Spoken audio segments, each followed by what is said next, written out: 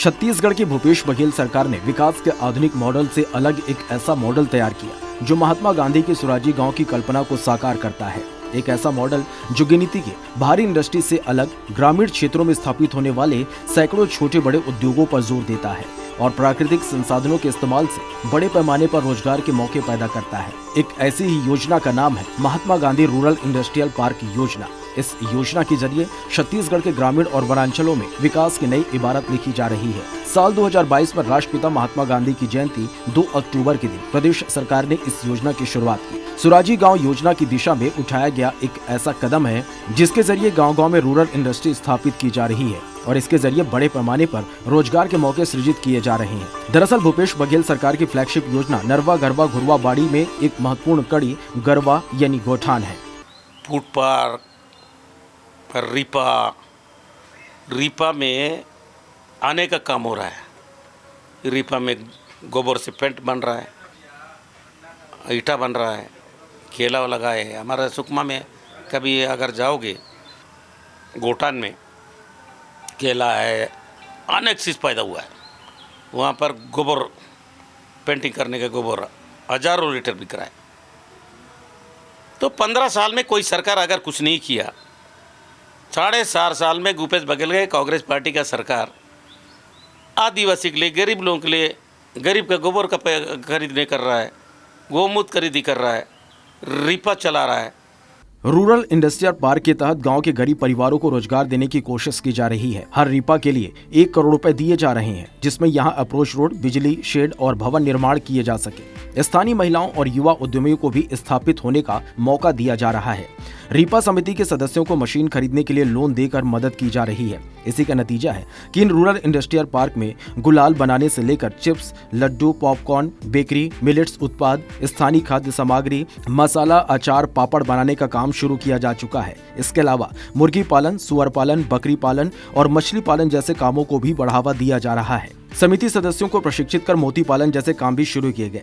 रीपा को सिर्फ उत्पाद केंद्र ही नहीं बल्कि सेवा केंद्र भी बनाया गया। गौठानों में बनने वाले वर्मी कंपोस्ट, गौकाष्ठ, गोबर से बने प्राकृतिक पेंट और दिए बेचने की भी व्यवस्था की गई। इसी पार्क में कृषि और वनोपज के प्रसंस्करण केंद्र भी स्थापित किए जा रहे। सरकार ने क्षेत्र विशेष की खासियत के अनुसार रूरल इंडस्ट्रियल पार्क में प्रसंस्करण इकाई स्थापित करने के निर्देश दिए हैं। जैसे बीजापुर, दंतेवाड़ा, कोंडागांव जिलों में महुआ, इमली, तिखुर जैसे वनोपज का प्रचुर उत्पादन होता है, तो यहाँ के रूरल इंडस्ट्रियल पार्क में इसके प्रसंस्करण इकाई स्थापित हो रहे हैं। कोरबा से सरगुजा तक के पार्कों में वनौषधि प्रसंस्करण इकाई लगाई जा रही है।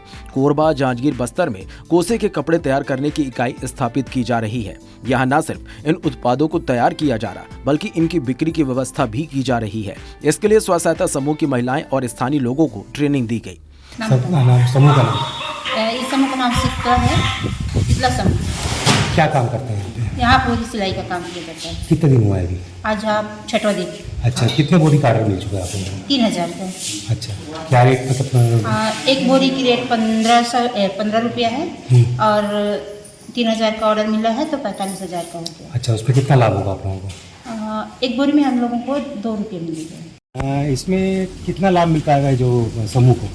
ये जो हमारा फ्लाइयर्स ब्रिक्स यूनिट है, इस यूनिट में 10 लोग शामिल हैं, एक समूह को दिया है और ये हमारा संचालित हो रहा है। तो इसमें मतलब ये मान के चल रहे हैं कि प्रतिदिन 15,000 ईंट बनाने की क्षमता है और समूह की महिलाएं बनाएंगी, इसलिए ज़्यादातर मुझे ऐसा लगता है कि 10,000 ईंट तो आसानी से वो बना पाएंगी 15,000 की जगह पर। और एक ईंट पर लगभग 1 रुपये का प्रति ईंट नेट प्रॉफिट आएगा। हम लोग कृषक उत्पादक समूह चला रहे हैं शासन की योजना के तहत और आसपास के गांव के लोग, 5 गांव के लोग जो बाहर ले जाते हैं कुटाने को, वहाँ पर 30 रुपये लेते हैं और हमारे यहाँ 15 रुपये में आधा रेट में कुटते हैं। इससे सरकार हम लोगों का फायदा हुआ है और गांव वालों का भी आधा रेट में कुटाई करने से फायदा हो रहा है। हम बेरोजगार रहे हैं, पहले समूह से नहीं जुड़े रहे तो अब शासन अभी दे दी से तो गोबर पेंट बना था तो मैं बेरोजगार महिला मन रोजगार के काम भी मिल गई से और महिला मन भी बहुत खुश है जो काम करके योजना निकाल के बहुत अच्छा किए और सभी महिला को काम भी मिले और बेरोजगार थे उन लोगों को भी बहुत अच्छा काम मिला। राष्ट्रपिता महात्मा गांधी ने ग्राम स्वराज की परिकल्पना की थी, आत्मनिर्भर गांव का सपना देखा था।